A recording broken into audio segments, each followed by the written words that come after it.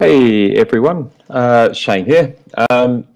I just want to welcome everyone to the next session of iMoot. And with us in this session, we have Scott, or Kenneth, he can describe his name, but presenting on Bootstrap hacks for teachers. Scott actually works with us at Pukunui, and really appreciate his knowledge in this area. And so Scott, really appreciate your time today, and I'll hand it over to you. Thank you very much. Yeah, I'm going to switch layouts, actually. I'm going to go to this presentation one, I think. But just because it brings up the actual slides a little bit better. And I don't necessarily need to see who's in the room. It kind of makes me nervous, maybe. Okay, so today I'm going to talk about Bootstrap hacks for teachers. This is going to be an interesting one because I have never presented this one before, and I've never done anything like it. So let's have some fun. So the first thing you need to know about me, hi, I'm Scott. My legal first name is Kenneth. You can find out more about that at my blog. I usually put in a URL. I'll put in a URL, and it will explain my name away, why I've got two first names. So in addition to working for Pukunui, I'm also a part-time web teacher at TAFE New South Wales. I teach HTML and CSS, and so I know all kinds of little itty-bitty tricks here and there. HTML is not that hard, and we're going to take a look at a little bit of that today. Now, I'm going to apologize for this. We have to go through a little bit of information about HTML and CSS before we can actually do some Bootstrap. So I'm going to keep it really kind of brief, though.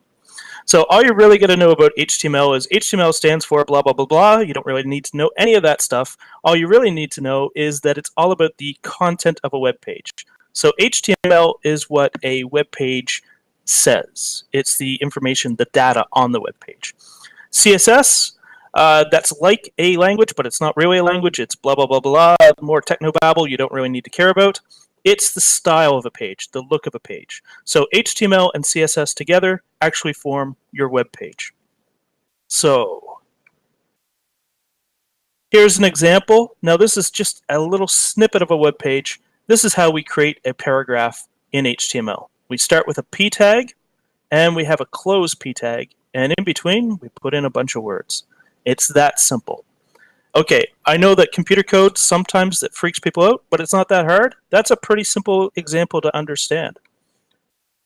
So yeah, we start with a new paragraph. We have a new paragraph. There you go. It's easy. Don't be scared of HTML. CSS, you might be asking, okay, well, where do we put the CSS? The actual answer for how do we put CSS into a web page is really complex, and you don't really need to know it. You can always use inline CSS. Now, as a web teacher, never use CSS. I cannot stress how much inline CSS is a bad thing. You don't want to use inline CSS. In fact, this probably deserves its own slide. Never, ever, ever use inline CSS, except I say that if you're creating a Moodle course, why not use inline CSS? Who really cares? The only person you're going to annoy, really, in the grand scheme of things, is the purists like me, the annoying web teachers. So just use inline CSS. So where would you put some inline CSS? It's really simple. Inside that open tag, you just add, this is called an attribute, and we just add a little style is equal to, and change the color to red. That would just add the text in red. It would change the color of the text to red. Pretty easy. The world didn't end. Inline CSS is fine. It's terrible. Don't use inline CSS. So Moodle is a website. So where's the HTML and CSS? So you figure, hey, Moodle's, it's a web page. We should be able to see all this, right? It's easy. We'll just go take a look at a typical iMoot page, right-click on the page, and we can go view the source. You can do this on any web page. You can view the source. And it's easy enough, right? There you go. Boom. Simple. Well, maybe not. Don't panic, okay? The reality is web pages have become very complicated, very sophisticated, and as such, they're very complex. And modern websites aren't written by hand anymore, typically. You still have some purists out there, like the web teachers, who write stuff by hand. But most websites are actually written by computers. So there's a computer program that writes the HTML code. And that's exactly what Moodle is. Moodle, at its simplest definition, is a computer program that writes HTML and CSS, and in fact JavaScript as well. But it's that simple. So Moodle can write the HTML for you. A little bit of a warning, Moodle does write some awful, ugly-looking HTML at times, and we'll see some examples of that. But a more useful place that we can find to find the HTML and edit it inside Moodle, maybe if we start with a label. Really, this works for anything that's got the Atto editor. And if you think about it, a lot of things have the Atto editor. Label is the simplest one, but anytime you add a file, anytime you add a page, anytime you add an assignment, they all use the Atto editor. So I'm just going to add a label here, and that brings up the Atto editor. And you have to press this first button here. I call this the kitchen sink button because it shows you everything in the kitchen sink. And that brings down the next line of buttons. And the last button there, the one with the 2 brackets, that actually shows you your HTML code. And there we are. There's that paragraph again. Here's a paragraph. Now, what I was talking about, Moodle does sometimes add ugly code. Sometimes it adds some superfluous, like this. In this case, it added an extra paragraph. And this paragraph was an empty paragraph just with a line break in it. That's because when I entered my text into the Atto editor, I pressed enter at the end of it a few times, probably too many, and I gave myself an extra paragraph. Don't worry about stuff like that. We're not going to let that freak us out today. So, where would you learn HTML and CSS? Probably the worst place to go to learn it is W3 schools. I hate W3 schools. I hate it for multiple reasons. I think it's, I can't get into it. I'll be here, I'll just be ranting about why I hate W3 schools. But it's an easy address to remember, and it's probably where most people start because it's a good place that has all their resources sort of combined together. And it's an easy URL to remember. So w3schools.com is a good place where you can learn HTML, CSS, Bootstrap, JavaScript, all kinds of web languages. I don't want to get started why I hate it. There's specific reasons why I hate it. I'll put that in the end if we have time for it. So this brings us to Bootstrap. So what is Bootstrap really? Bootstrap, technically speaking, is a framework. And there's a whole lot of technical jargon I can put in there. Basically, it's a way to add style to a web page without writing too much HTML. And many popular Moodle themes use Bootstrap. So Boost, the new default Moodle 3.2 theme, that uses Bootstrap. And it uses Bootstrap 4 to be technical. But I'm not going to start being technical now. Essential, it's a very popular theme, Moodle theme, that uses Bootstrap. I happen to know that there's somebody in the room who knows a little bit about Bootstrap, about Essential, I mean. I'll let you reveal yourself. Many themes out there use Bootstrap, and I put in a link there, and you can actually find there's an entire page of themes that use Bootstrap. So how do you use Bootstrap? It's really simple. We just have to add a class. So in this case, I just go into that paragraph that I had, and you saw how I brought up that paragraph in the Atto editor, and I would just add a class, and I would add text-danger. And that would change the color of this text to a reddish color. Now, you're going to ask, how did I know to use that text-danger? Well, there's some documentation on all the various classes you can use at getbootstrap.com/CSS. That's an awful piece of documentation. It is a really hard... I don't know why the official Bootstrap site is so hard to read the documentation there. But generally, I tell people to go to W3 schools. And I hate W3 schools, but I find their documentation's easier to understand. If you do go to the official Bootstrap one, skip the first part and go straight to the typography. It's a little bit easier to understand there. And yeah, you can scroll back up and read about the grid system. You're not going to be able to use grids really inside. Well, actually, probably you could. Yeah, give it a chance. But yeah, just skip the grids for now. Let's keep it simple. So let's take a look at how we could use Bootstrap inside, I shouldn't watch the chat because Gareth is actually putting in notes there. So let's talk about a case study. I've got a jerk from Moodle Admin, and my boss still wants me to do something pretty to introduce students to their facilitators. So let's pretend we have a jerk for a Moodle admin. He, she, or they've locked down the Moodle so much you can't really do anything really complicated with it. So they're not going to allow you to do anything like add any custom CSS, anything like that, or change the theme.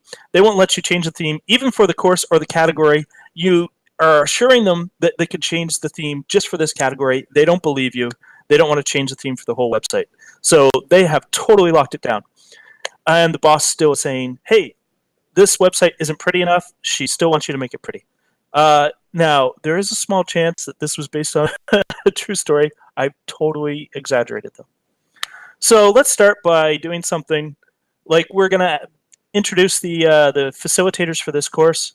We're going to put in a little bit of text about them, put in a pretty picture, and, you know, hack a few of these bits together. Maybe we can get something nice going. So first step, we're going to add a label. Obviously, we're going to put in some teacher's information, so we're just going to put in the usual teacher's details. So I put in some text inside there. Next, we're going to add a picture of the teacher. Now, for this particular example, square pictures tend to work better than pictures that are too high, or, you know, portrait versus landscape. Both of those kind of produce weird results. I've got an example of that later on. But I'm going to start with a square picture. I go into the HTML code, and again, don't panic. This is what I talk about. Moodle produces some pretty ugly looking HTML at times. It's hard to read all of this. It all just comes up just jibber jabber. So what I tend to do is I tend to tidy up the code. Now, I know HTML, so I can go in there. I've got the confidence to start spacing out the lines, start to break these parts apart. Some people by now are going, oh my gosh, this is too much. I can't possibly go in there and try to figure out. I don't even want to touch this stuff. I'm scared. What if I wreck everything? I've got a great way to tidy up that code without actually knowing any HTML and not even really being able to decipher it. I got your back. We're going to go to dirtymarkup.com. This is not a porn site. I know that probably some of you said, dirty markup, oh my gosh. It's actually a site where we can actually clean our HTML code. And it's really easy. We'll just take everything from that auto editor from the HTML view, select all of that, Control A, and paste it inside this page, right here on the right pane.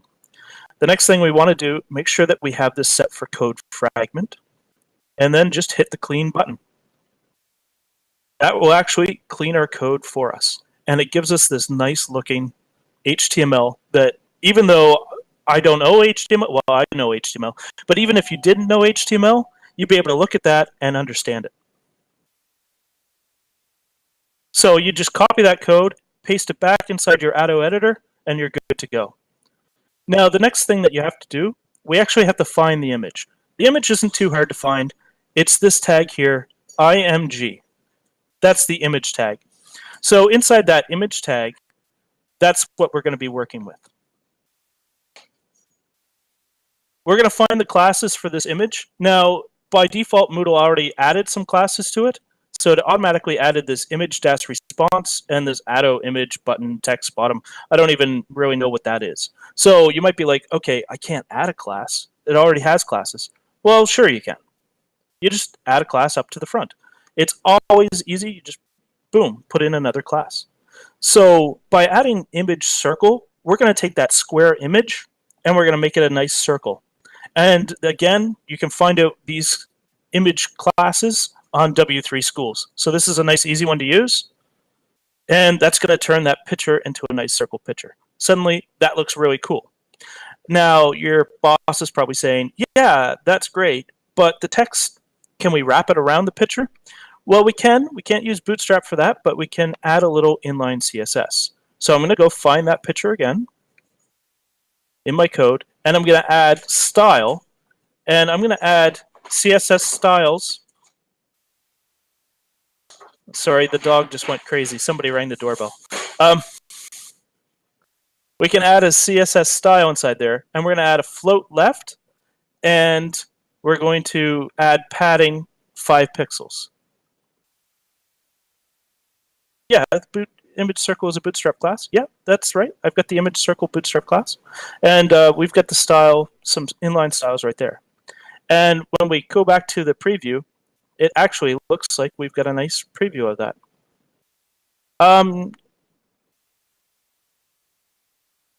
Not W3 schools. Okay, well, I'm not going to read the chat anymore. You guys are confusing me. You can float the... Yes, you could actually go inside the GUI. We could actually have... Anyway, I prefer to float it left that method. You can actually find other methods as well, but yeah. Let's add another tutor to the class, and I find the easiest way to do that. Just duplicate your label, and we're going to edit the clone, and we're going to go inside there, and actually by changing the picture, it's actually stripped out that image dash circle. So I've got to re-add that image dash circle class, and there we go. And I'm just going to change the float left to float right. And I've got a duplicate slide there for some reason. And boom, there we go. Now we've got both teachers inside there, and we've actually offset the pictures, made it kind of nice, and maybe that will help us with our boss, and she'll start to say, hey, this course is starting to look nice. And I've actually put this into the actual course itself, so you can actually go and take a look at that at the end of the presentation. And there we are. We're on our way to a beautiful looking course. Okay, so now that I kind of know what Bootstrap is, and now that I kind of know how to use it, what kind of Bootstrap classes can I use? Now this is going to change actually from Moodle to Moodle, because inside the actual custom CSS for the site itself, or even the theme, it can overwrite some of these classes. So really the best way to find this is to trial and error. So I did a little bit of trial and error on the iMoot site, and I saw what was working. So it's not just classes, we can use other things as well, but let's start with some classes. So for images, image-circle produces this rounded circle sort of thing. We already saw that. And in this case, on this picture, it's one where it's landscape. You can see that it actually produced an oval. I don't really like that, so I tend to say keep your pictures square, and you'll get rid of that weird oval shape. Image-rounded gives you a nice little rounded corners here, and image-thumbnail gives you an outline. For typography, if we're going to look at changing the fonts and so forth, there's a couple of these tags inside here that work. So the small tag works, and using small inside your headings, you can add a little bit of extra text. So here's a heading, and this gives us a little bit of extra text, slightly smaller. And in our case on this Moodle, it's the same color, but it's actually supposed to be a slightly different color. So it's supposed to be like if this was black, this would be gray. But it's been overridden on our Moodle, obviously. On the iMoot, I should say. That's pretty easy. Inside our heading, just find your heading, just add a little bit of text, and wrap it with the small tag. And that's all you need to do. The mark tag, that works to highlight text. In this case, it's giving us a kind of an orange color on the iMoot site. So that's a pretty easy one to do. We just, somewhere where we want to highlight some text, we just wrap it with the mark HTML. And Bootstrap will take care of the rest. The keyboard tag, this is a really cool looking one, I think. It adds kind of a computer sort of look. So if you wanted to use, you're indicating these are buttons on the keyboard that they have to press. And again, it's really easy. You just use the KBD tag. So you just wrap some text with KBD, and that's it. Contextual colors. So this actually worked really well in the iMoot site. I was kind of surprised because on other Moodles I've been working on, these have been overridden. Contextual colors is a way that we can change the color to actually provide a little bit of context.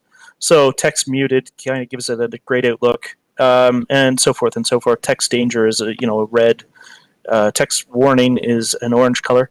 You can change all these colors if you want. Just pretty easy.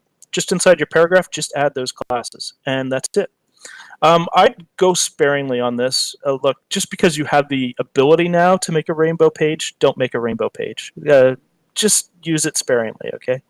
And really use this one sparingly very much. Contextual backgrounds work well work as well. So this is actually adding like a background and in those contextual colors. So if there's some text that we wanted to warn students about or something, we could put this into a danger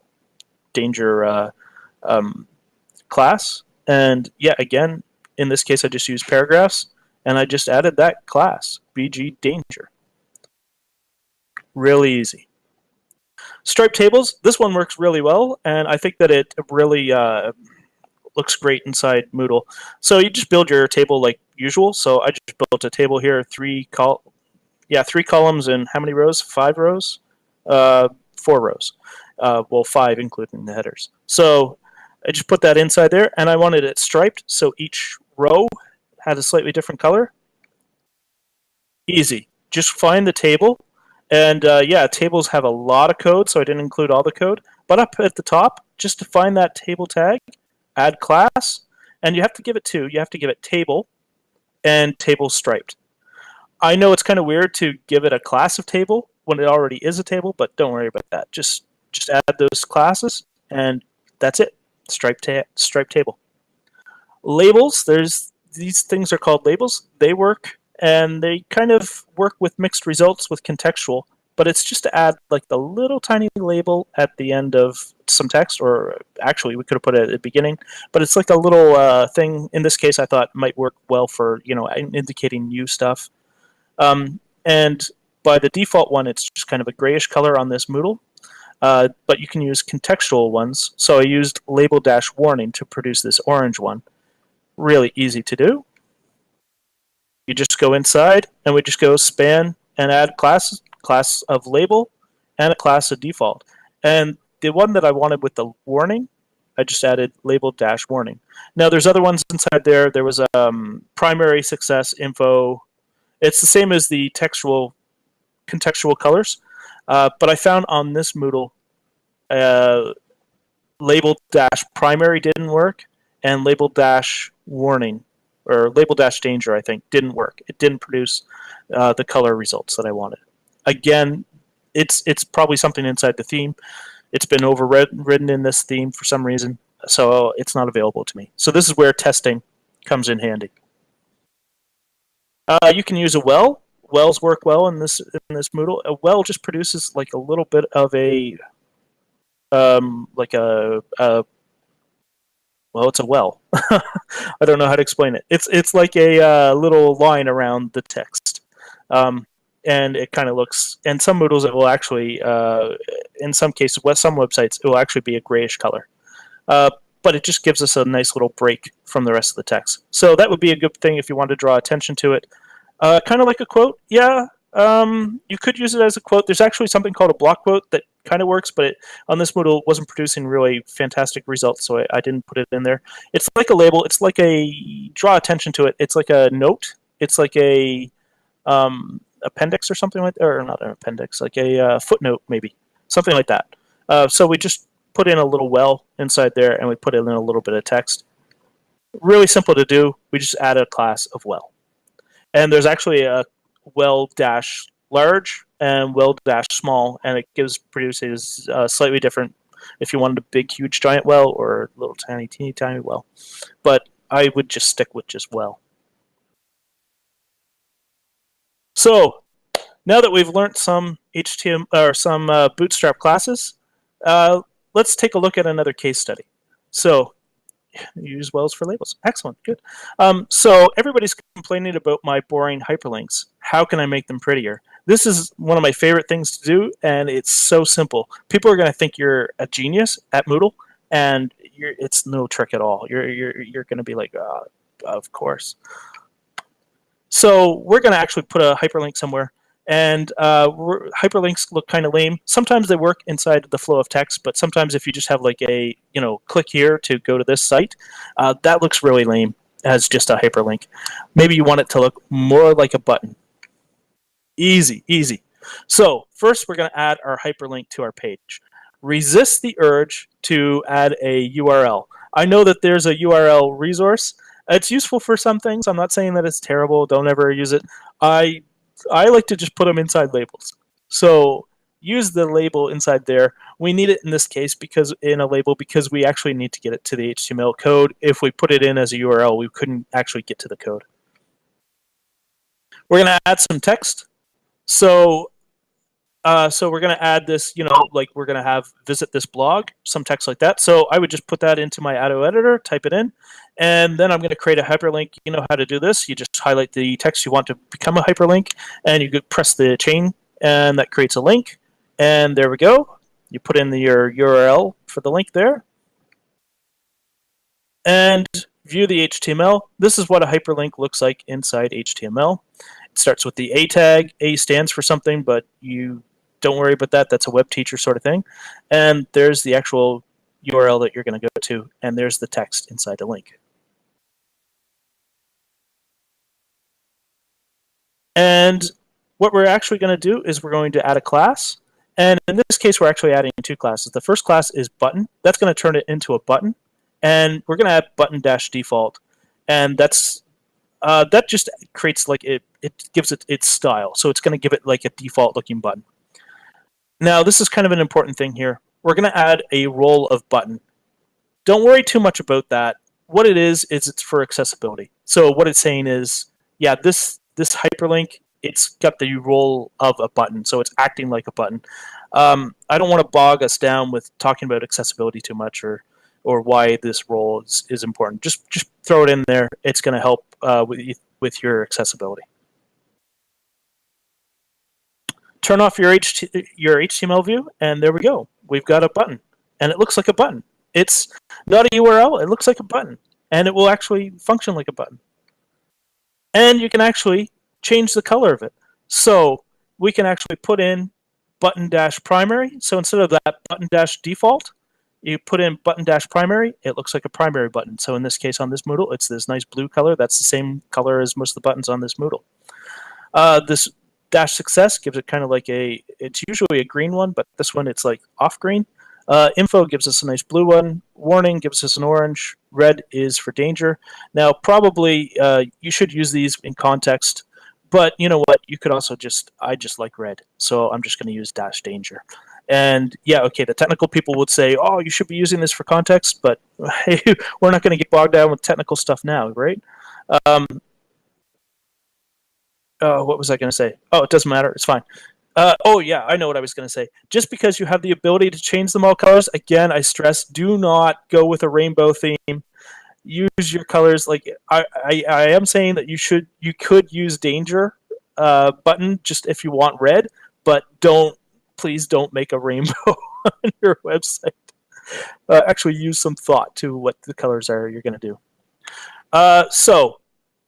Case study 3. Now, look, I just hacked this one together last night. As I was putting together these slides and going through the various different things you can do and can't do, I came across this one, and I said, I wonder if you can do this inside Moodle, and I wasn't sure. So a lot of the Bootstrap sort of stuff, anything that's got to do with function, anything like inside, if you read the Bootstrap stuff, there is built-in built-in slideshows and built-in tab sort of formats and stuff like this. Be really careful with that stuff. A lot of it's not going to work because it actually needs the well, for technical reasons, it's some of it isn't going to work. Hey, by all means, go and test it, try it, but you're going to find that a lot of the visual stuff will work, but a lot of the actual action stuff might not be working. So I came across this one, and I was like, hey, this isn't too much action. I wonder if this one would actually work. So I thought I'd try it. So this is about hiding some stuff away. Now, that being said, there are plenty of ways to deal with the scroll of death. And I'm not saying this is a be-all, end-all scroll of death killer. Not at all. I think there's probably better ways. Some of the different course formats, collapsible topics, or the one topic format, or something like that. And yeah, I just wanted to throw this in as just a little way that we're going to have a little bit of text, a little bit of a label, and we're just going to hide it away. We're just going to collapse it away. Not too tricky. I'm just going to put in a paragraph and a photo. So here I am. I'm just going to go in to add a label. And again, just like everything else, type in into the Addo editor some text. In this case, I'm even going to add a picture. And yeah, go into the HTML. Again, it gives me this spaghetti of HTML. I'm not going to even worry about this. I'm going to add a div around all that code. So I'm going to make a little bit of space at the top, a little bit of space at the bottom, and I'm just going to add this div. Now, I know this looks crazy, but just start off just nice and easy. Just add a div. And a div is just a generic block on the page. It's a division of the page. So it's just like it's a container. It's a box. It just holds things. So we're just going to create that box around our text. And we have to give that div an ID and an identifier. And IDs have to be unique on a web page. So first I'm going to start with, I'm going to give it an ID of Galactica because I'm talking a bit about Battlestar Galactica. So I've given it an ID related to the content. Now, just to make sure that it's unique and no other HTML on the page uses this ID, I'm going to preface it with my initials, so KSH-Galactica. And I'm betting that no other HTML on the page uses that ID. I might be wrong. I'll find out if I am along the way because it won't work. But yeah, if you just, generally speaking, if you just give it a word related to what you're trying to hide, and then your initials at the preface, you should be fine. You have to give it a class of collapse, and there's an area expanded of false. Again, that's an accessibility thing. I say just copy and paste this. You have to give it also a style with a height of 0 pixels. That's just hiding it. Actually, I just copied and pasted that. See, I copied and pasted that from W3 Schools, and they made a mistake. You shouldn't put a PX value if it's a height of 0. Doesn't matter, it worked anyway. And then at the very top, we're going to add a button. And pretty much that's the same as what we did before. Now, look, this is a little bit crazy. I know that there's a lot of stuff inside here. Don't worry about this too much, okay? So we're just going to add a button. And the data toggle collapse, the only thing that we really need to worry about is this data-target is equal to the same as my ID. And when that works, boom, there we are. We've got our button, and when we press this, the actual content will pop up down below. And I actually have that on the course page, so if you go take a look at the course page, there's this button, Battlestar Galactica. You press that, and the text down below will fold out underneath it. So a couple takeaways. We're going to talk about what I talked about here. Number one, the main takeaway I want you to learn is HTML is not the scariest thing in the world. It's actually a pretty simple computer language. But even then, you know what? You don't need to necessarily learn it. You just need to learn bits and pieces. You can edit HTML in your Moodle course. Anywhere there's an auto editor, there's a View HTML button. You don't need to know all the ins and outs of HTML to start editing. I know I'm a web teacher. I could talk about HTML. I could teach you all this, but we would be here for a long time. And I'm a real stickler, so I'd be teaching you all the really strict stuff. So you just need to know a little bit. Don't be afraid to give it a go. That said, I highly recommend you practice all this in a sandpit. I hope I'm not surprising anybody with this.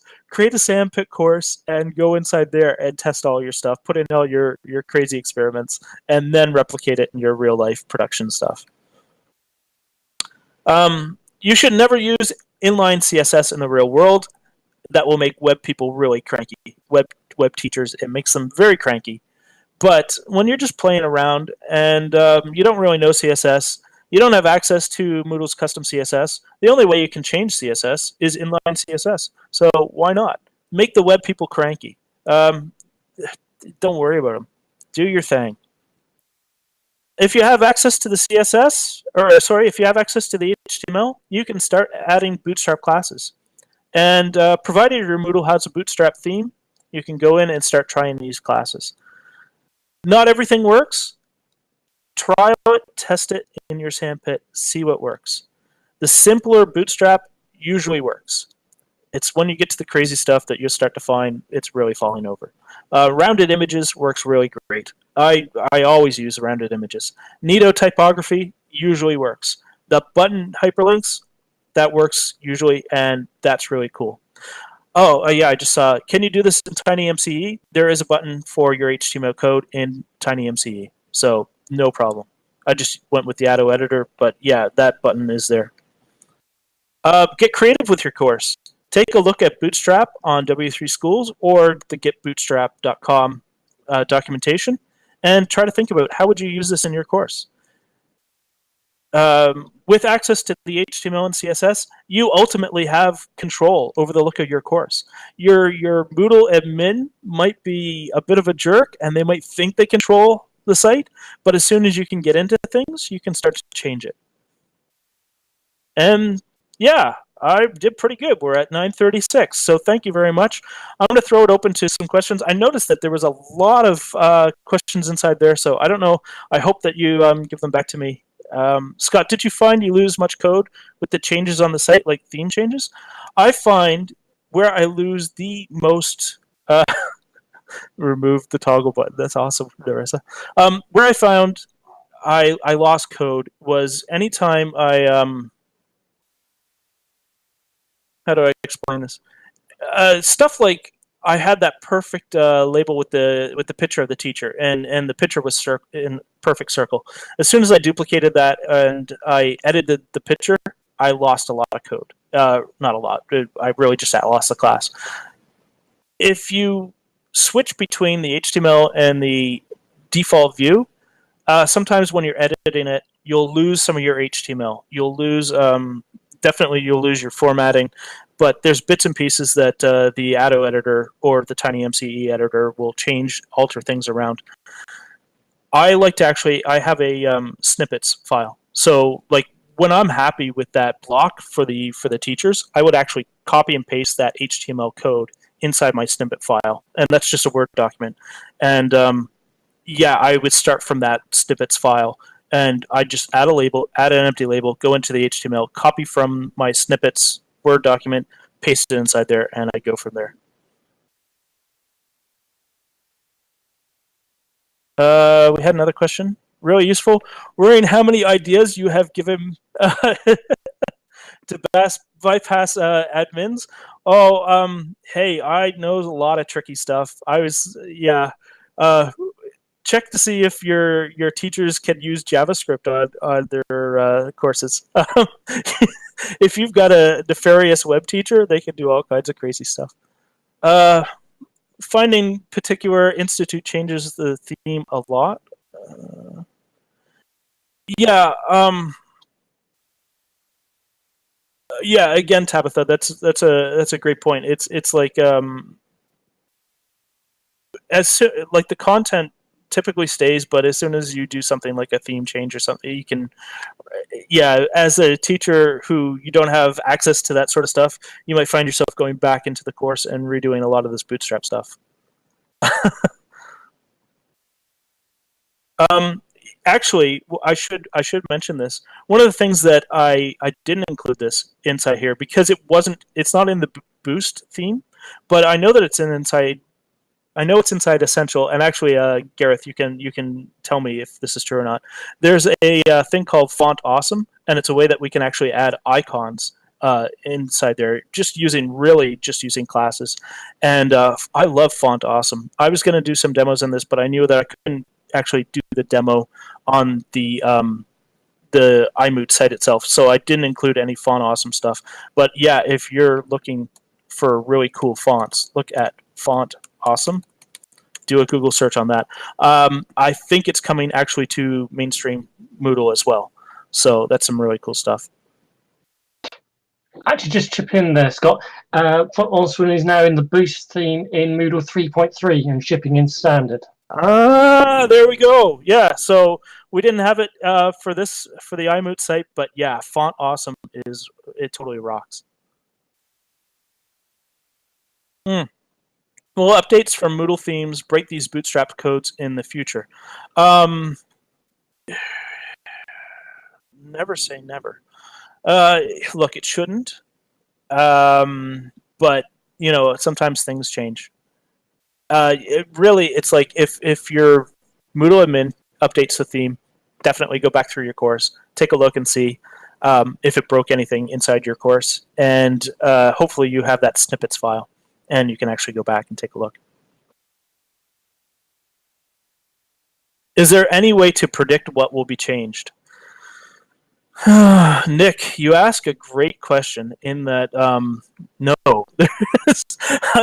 I don't know why, but it does all kinds of crazy stuff. You know what? I won't be able to find it, but there is a slide inside here that it absolutely no, I won't be able to find it. It absolutely, the auto editor drives me nuts because I highlighted a word and I put it in bold and italic, and then I realized the next word next to it should be in bold and italic as well, and it actually swapped them. Well, I probably swapped the order that I did it, so it's not the Moodle auto editor's fault, it's my fault, but it drives me nuts as a web teacher because I'm like, it should be smart enough to know bold, italic, these two words are side by side, make them all bold. Yeah, it's just one of those things. Yeah, Miranda, I'm with you. I was at that situation where it's hard for me to run down Moodle admins. I know that their job is so hard because I wear multiple hats. But it is frustrating when you're not wearing the admin hat and you want to get in there and you want to change stuff. So that's why this came out of actual necessity. That case study was pretty close to the truth where I had to do some pretty fancy stuff and I didn't have the access to it. So yeah, I'm with you there. Educate teachers to maintain their courses really well, not to use external advice and leave the teacher in the dark, as they will not have a way to fix things if you don't give them the skills. That's a great point, Tabitha. Yeah, it's a two-way street, and I know that sometimes the relationship, if you're, like I said, I wear multiple hats, and there was that situation where I was wearing just the teacher hat, and there was a strained relationship between me and the Moodle admin. And yeah, the thing is, you need to strive as a teacher or as an admin or a hybrid of those. You need to strive to maintain that your teachers are doing a well-developed, beautiful course within the restrictions, but you can't restrict it so tight that they don't have any creativity. Yeah, and teach them not to use too many colors. Don't go rainbow crazy. It's like when people discover the font thing on Microsoft Word and you start getting weird stuff. Yeah, you start getting people writing their CVs in Comic Sans, and you're just no. Yes, excellent. Pink fluffy unicorns dancing on rainbows. Yes. Oh, yeah. You can do some dangerous stuff. All right.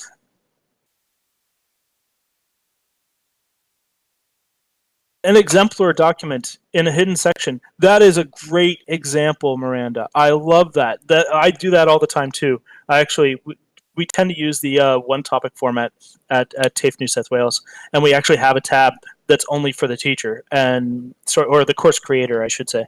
And yeah, inside there, it's all exemplar sort of stuff, and it's examples, it's snippets, it's pieces that they can duplicate and then drag into their topics and so forth. I love that. I'm a big fan of that. The exemplar document, or even the exemplar course, a course template.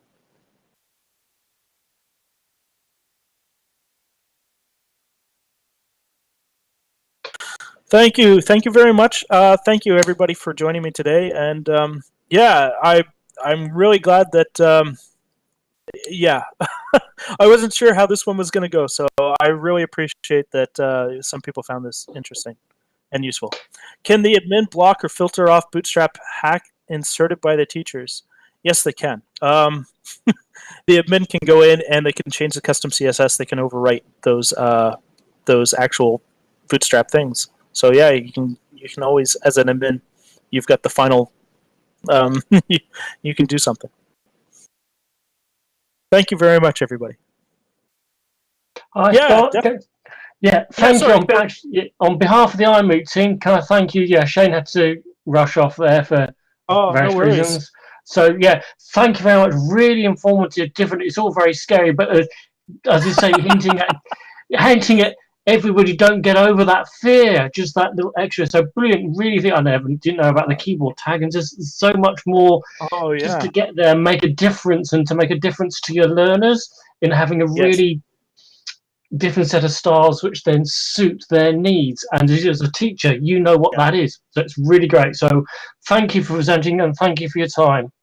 Thank you very much. And yeah, it was well. It's great that you were here, Gareth, because I knew I was going to talk about Essential a little bit here and there. So it's great that you were there to actually add that context as well. Thank you, everybody. Yeah, I enjoy iMoot.